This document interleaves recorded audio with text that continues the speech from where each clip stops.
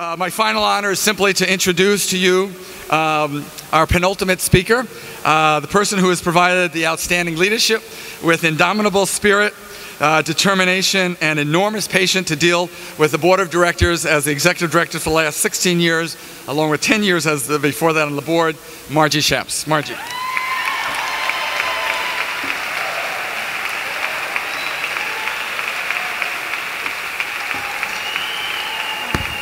Thank you all for being here tonight. I know there are many important causes competing for your shrinking dollars, and I'm profoundly grateful that you've chosen health and medicine to support tonight. I'm truly fortunate to be the executive director of a unique group that continues to incubate innovative health policy ideas. I say unique not only because of Quentin, who resonates unique, but also because there's no other organization like health and medicine. Our board and staff are partners. The board doesn't come to meetings to be differential, I promise. I can tell you that.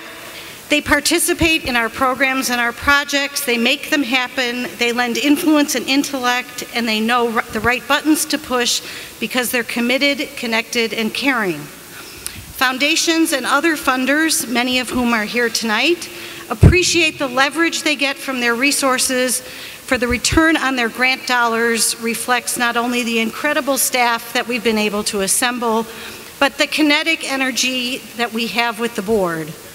As executive director, this is almost always a blessing. We are eclectic at Health and Medicine in our choice of targets for our work, but what binds all of it is the mission of improving people's health. We are honest broker, respected facilitator, welcomed within the corridors of power and in most neglected communities. We are infected with Quentin's outrageous optimism, a persistent belief that good people fighting for what they know is right will be victorious. And we've had many victories to boast about, and I'll name a few. Our Schweitzer program. Over 14 years, we've educated and trained more than 350 health professional students, many of them volunteering tonight, to serve the underserved population, and they're brilliant and committed. The fellowship is for a year, but that's only the beginning. We now have a Fellows for Life program. The fellows past, present, and future are now connected for life, and we commit to support their altruism wherever they go. Freestanding birth centers. We fought for them for decades, and finally, as of last year, the legislation passed, so the women of Illinois now have an option in birthing.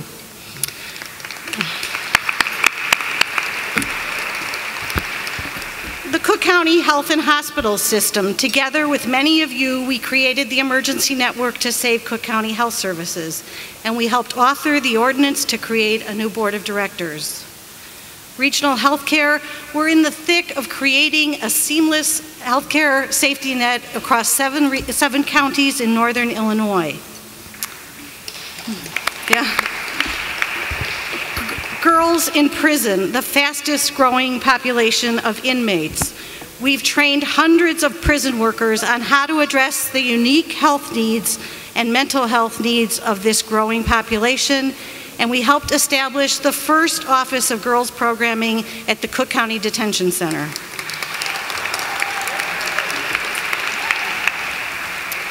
Long-term care in Illinois.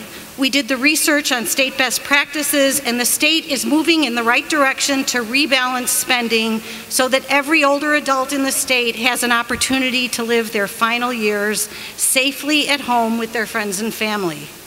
We're excited about where things are headed, but with the governor, his chief of staff, and the Department on Aging deputy director present tonight, I'd be remiss if I didn't urge you to keep up the good work and to continue to call on us for help.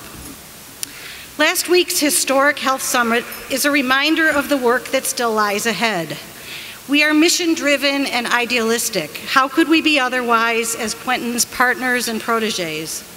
Most of you are here because you know and admire Quentin, or you've worked with Health and Medicine on one of our many projects, or you simply appreciate what we do. So let me tell you what it's like to work at Health and Medicine and to work with Quentin. I have the privilege of sharing an office with him and sitting about 2 feet away from him. We share ideas all day long. It often goes like this. I present a problem. Let's say it's how to work with the Medical Society on birthing options.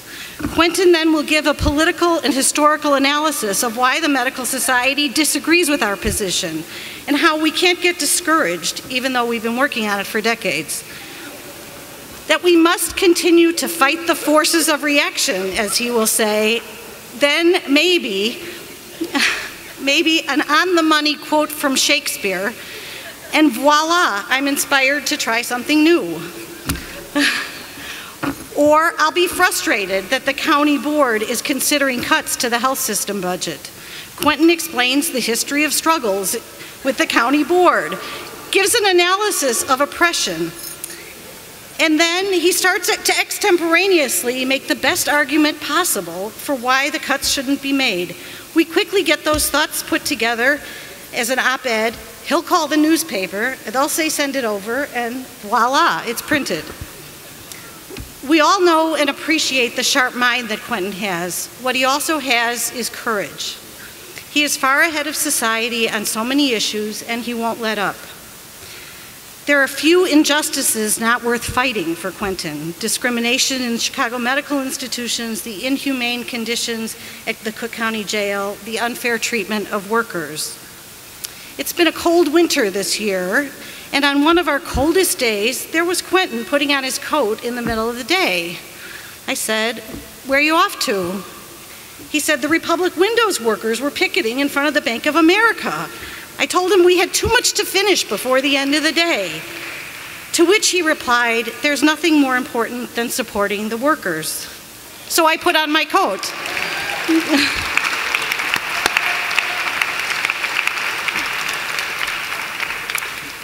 Long before we elected a community organizer to be President of the United States, Quentin believed that the best thing you could do with your life was to become a community organizer. Community organizers don't forget. And I'd like to read you something I got tonight from the White House. And it's in handwriting that some of you probably recognize, and it says, "Quentin, just a quick note to wish you a happy 85th birthday. You've been an inspiration to many and a great friend to me, Barack Obama."